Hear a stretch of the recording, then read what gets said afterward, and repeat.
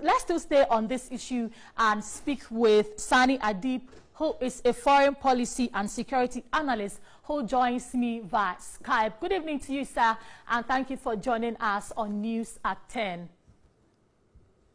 Good evening. Mr. Adib, so would you say the last-minute postponement of the election was the best under the circumstance? I don't think it's the best, and I beg to differ one position on this.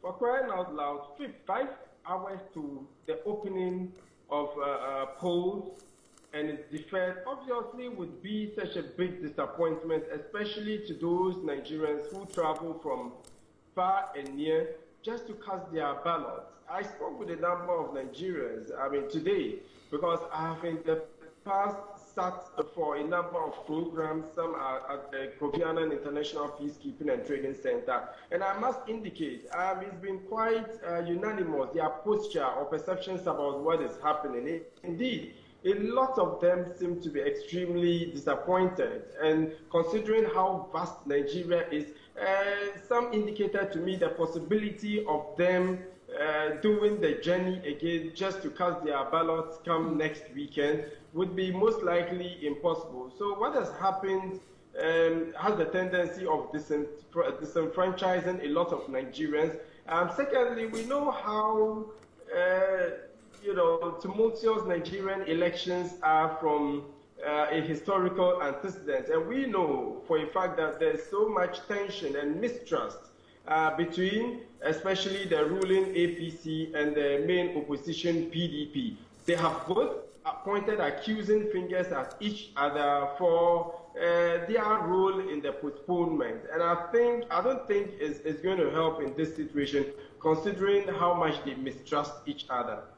So how is this going to affect the security of Nigeria? Because you already have reports that some shops in Kaduna and other states have been closed for the fear of looting. Is there any cause for alarm?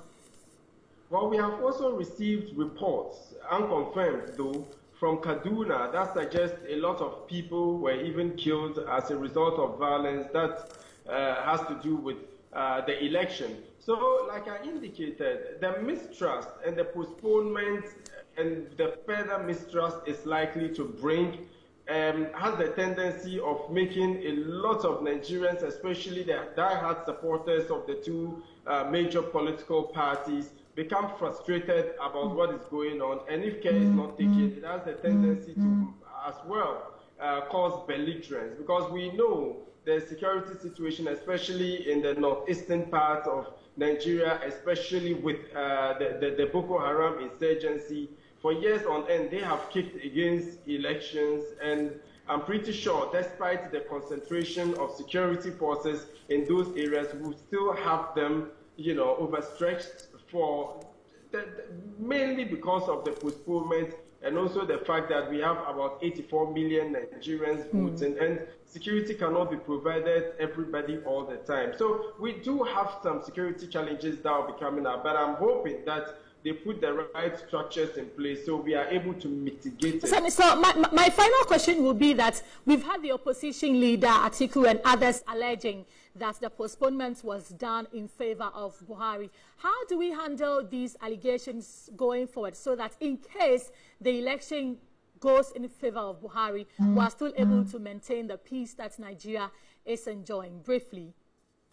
Well, I saw a video purported to be from the head of INEC some time ago, granting an interview to the media and saying categorically that there's no possibility of the election being postponed. They even indicated that they are not even thinking about postponing it, let alone go ahead to even postpone the election.